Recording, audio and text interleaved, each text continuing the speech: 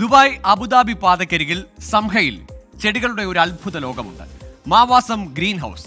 ആപ്പിളും മുന്തിരിയും ഒലിവും മാത്രമല്ല, നമ്മുടെ നാട്ടിലെ വാഴ ഉൾപ്പെടെ പലയിടങ്ങളിൽ നിന്നുള്ള മരങ്ങളും ചെടികളും ഒരു കുടക്കീഴിൽ വളരുന്ന അപൂർവ ലോകത്തേക്കാണ് ഇനി യാത്ര. ഗൾഫ് നാടുകളിൽ ചൂട് ശക്തമാണ്, മരുഭൂമിയാണ്, 50 ഡിഗ്രി സെൽഷ്യസോളം താപനിലയുമുണ്ട്. ഇവിടെ എന്ത് കൃഷി, എന്ത് ചെടി എന്നായിരിക്കും നിങ്ങളുടെ മനസ്സിൽ ഇപ്പോഴെങ്കിൽ, ഞാനിപ്പോൾ നിങ്ങളെ കൂട്ടിക്കൊണ്ടു പോകുന്നത് ഒരു സ്വർഗത്തിലേക്കാണ്. ആപ്പിളും വാഴയും ചക്കയുമെല്ലാം ഒരു കുടക്കീഴിലുണ്ടാകുന്ന ഒരു അത്ഭുത ലോകത്തേക്ക്.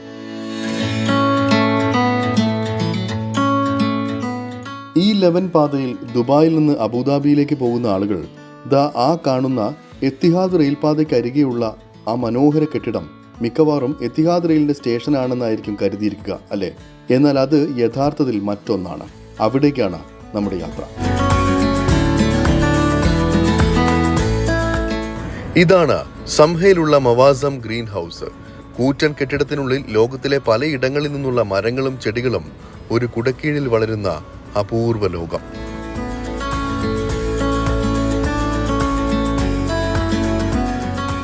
ഒരു കിലോമീറ്ററോളം നീളമുണ്ട് ഈ ഒരു കെട്ടിടത്തിന് മുഴുവനായിട്ടും. ഇതിൽ 3 വിഭാഗങ്ങളായിട്ടാണ് ഈ ഒരു കെട്ടിടത്തെ തരംതിരിച്ചിരിക്കുന്നത്. അതിൽ ഒരു വിഭാഗത്തിൽ ട്രോപ്പിക്കൽ കാലാവസ്ഥയിൽ വളരുന്ന ചെടികളെയാണ് സംരക്ഷിച്ചിട്ടുള്ളത്. മറ്റൊരു ഭാഗത്ത് മെഡിറ്ററേനിയൻ പ്ലാന്റുകളാണ്. അതോടൊപ്പം അതിൻ്റെ 3ാമത്തെ ഭാഗത്ത് തണുപ്പ് ഏറ്റവും ആവശ്യമുള്ള ഡെസിഡസ് പ്ലാന്റുകളുമാണ് വളർത്തിയിരിക്കുന്നത്. ഇത്തരത്തിൽ ഓരോ ചെടികൾക്കും ആവശ്യമായ തരത്തിലുള്ള താപനിലയടക്കം കൃത്യമായി ക്രമീകരിച്ചാണ് ഇവിടെ വളർത്തിയിരിക്കുന്നത്.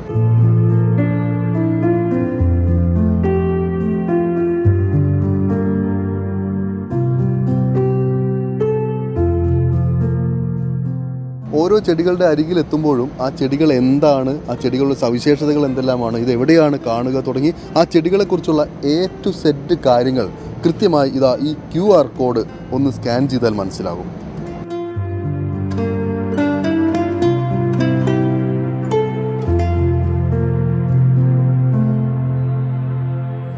നിർമ്മാണത്തിലടക്കം ഏറെ സവിശേഷതകളുണ്ട് ഈ ഒരു ഗ്രീൻ ഹൗസിന്.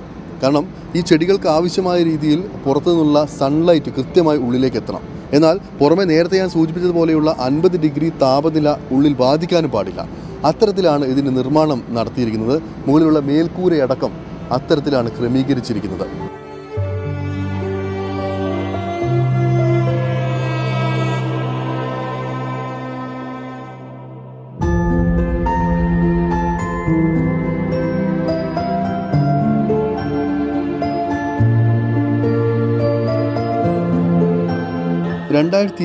ലാണ് ഈ പാർക്ക് പ്രവർത്തനം ആരംഭിച്ചത്.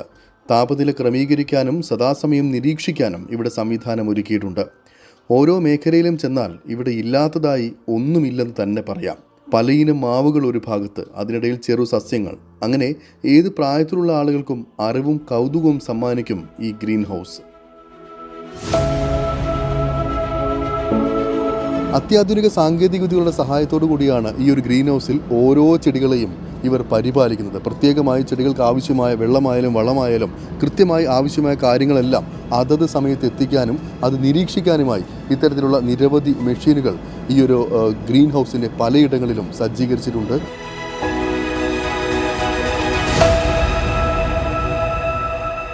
ഈ ചെടികൾക്കും മരങ്ങൾക്കും ഇടയിലൂടെ ഇങ്ങനെ നടന്ന് പോകുമ്പോൾ ഇടയ്ക്കൽപ്പം വിശ്രമിക്കണം എന്ന് തോന്നിയാൽ ഇത്തരത്തിലുള്ള വിശ്രമിക്കാനുള്ള സൗകര്യവും ഇവരിവിടെ ഒരുക്കിയിട്ടുണ്ട്. നല്ല ശുദ്ധമായി ശ്വസിച്ച് ഈ ചെടികൾക്കിടയിൽ ഇങ്ങനെ വിശ്രമിക്കുന്നത് പറഞ്ഞറിയിക്കാനാകാത്ത ഒരു അനുഭൂതിയാണ്.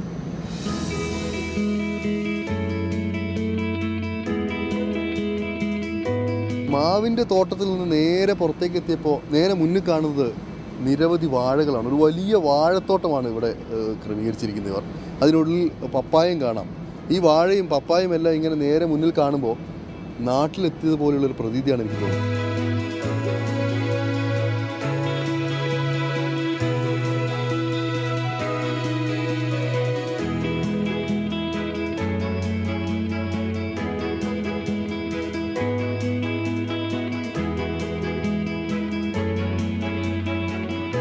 വാസായിട്ടുള്ള അല്ലെങ്കിൽ ഒത്തിരി ഏരിയ ഉള്ള ശീതീകരിച്ച ഒരു സ്ഥലം ആദ്യമായിട്ടാണ് ഞാൻ UAE കാണുന്നത്. ഇത് നിർബന്ധമായിട്ടും എല്ലാ പ്രവാസികളും വിത്ത് ഫാമിലി എല്ലാവരും വന്ന് കാണണം. അതേപോലെ ഏഷ്യ പിന്നെ സൈഡിൽ പോയി കഴിഞ്ഞാൽ ഇവിടെ 3 സ്റ്റേജുകളായിട്ടാണ് ഇവിടെ ഉള്ളത്.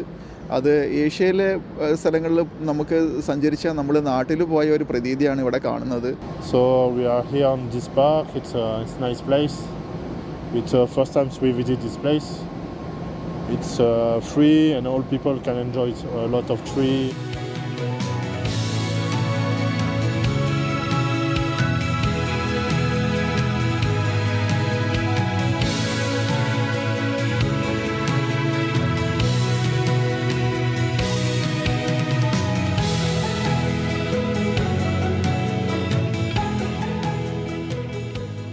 അല്പനേരം സമാധാനമായി പ്രകൃതിയിലെ മനോഹര കാഴ്ചകൾ ആസ്വദിച്ചിരിക്കണമെന്നുണ്ടെങ്കിൽ UAE-യിലുള്ള എല്ലാവർക്കും ഇങ്ങോട്ട് വരാം. പ്രവേശനം സൗജന്യമാണ്. രാത്രി 11 മണി വരെ ഇവിടെ പ്രവേശനം ഉണ്ടായിരിക്കും. UAE-യിലെ മറ്റൊരു മനോഹര കാഴ്ചയുമായി അടുത്ത ദിവസം കാണാം. ദുബായിൽ നിന്നും ശരത് ചെറുകുന്നിനൊപ്പം അരുൺ പാറാട്ട്, 24. ദുബായ് ശരിക്കും ഒരു അത്ഭുതമാകുന്ന ഇതുപോലുള്ള കാഴ്ചകളാണ്. കഴിഞ്ഞ ആഴ്ച നമ്മൾ അവിടുത്തെ ഒരു മുതല പാർക്ക്, അതായത് ലോകത്തിൻ്റെ ഭാഗങ്ങളിൽ നിന്നുള്ള വിവിധ ഇനം മുതലകളെ ഒരുമിച്ച് ചേർത്തൊരു പാർക്ക് കണ്ടു നമ്മൾ. അങ്ങനെ ഈ എന്താ പറയുന്നത്, എണ്ണയുടെ ഒരു സമ്പന്നതയ്ക്കപ്പുറത്തേക്ക് അതൊന്നും ഇല്ലെങ്കിൽ പോലും എങ്ങനെയാണ് ദുബായ് വേറിട്ടതാവുന്നത്, സഞ്ചാരികളെ ആകർഷിക്കുന്നതിൻ്റെ ഉത്തമ ഉദാഹരണമാണ് ഇത്തരത്തിലുള്ള മ്യൂസിയങ്ങൾ, പാർക്കുകൾ, കാഴ്ചകളൊക്കെ.